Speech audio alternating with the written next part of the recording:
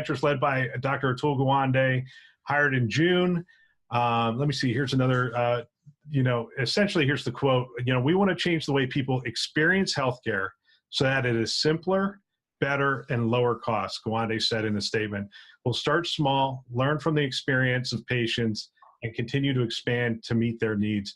And we've talked, not you and I specifically, but we've talked on the show about this before, that I believe he was a great hire for this. He is very pragmatic. He will start small. He is very analytical. So he will look at all sorts of numbers before he even determines what path they will go down. And I think by hiring him into this role, they've really increased their odds of doing something that's going to be pretty transformative. I think everybody just assumed these three companies would come together and do something transformative, but that's not always the case. We've seen large companies do goofy things in healthcare before, but I think by putting him in place, they've really increased their odds. So what are your, what's your thoughts on the name? What's your thoughts on where this is at or where it's going? So what's the name of the original, what did we used to call it?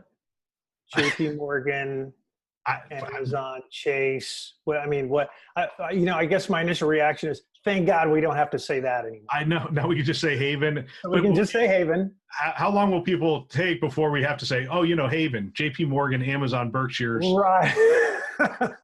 Maybe they've even made it more complicated in the near term. I'm with you. I think Atul Gawande was a great choice to lead the organization.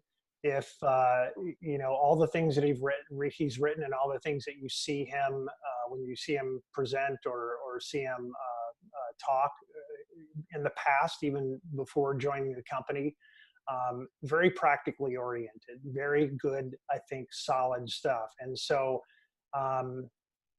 it's been a year, and all we have so far is Haven. Now, I'm sure there's been a lot of work that has gone on in the background. And I'm sure ultimately they will wind up generating things, I think, a piece at a time, that ultimately will figure out they were actually building a great big jigsaw puzzle, a piece at a time. But I'm looking forward to the first pieces coming out, because I think better, faster, cheaper, safer, easier to access healthcare for patients and families is absolutely what we're all after. And it's definitely what they're after.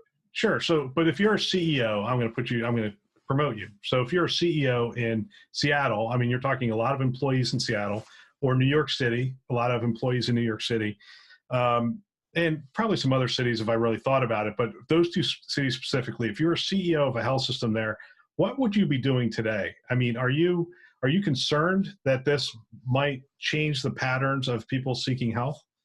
I think that, as an employer, you're probably continue to be so wrapped around the axle with the current arrangements that you have, and trying to manage healthcare costs, working with whoever your third party, your provider is, your insurance company, your, whatever arrangement you've created as an employer, that you're looking, I think, at Haven and saying, I hope they come up with something, but I don't know that as an employer, you're probably spending a huge amount of time thinking about what's coming from Haven. I think they're probably hopeful that something great is going to come out, and ultimately it's going to impact the costs that they have to pay to provide health care to their employees. I just don't know if they've spent a lot of time really thinking about the details of what that might be. If I'm a lot of time guessing. Yeah. So if I'm a CEO in New York, or if I'm, I guess, Providence in Seattle, or UW in Seattle, I'm putting a team together. I'm calling them up. I'm saying, Dr. Gawande, I'd love to work with you.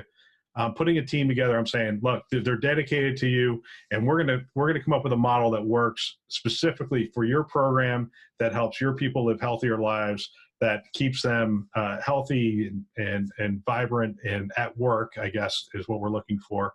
And not to be too cynical about it, but essentially it is an employer program.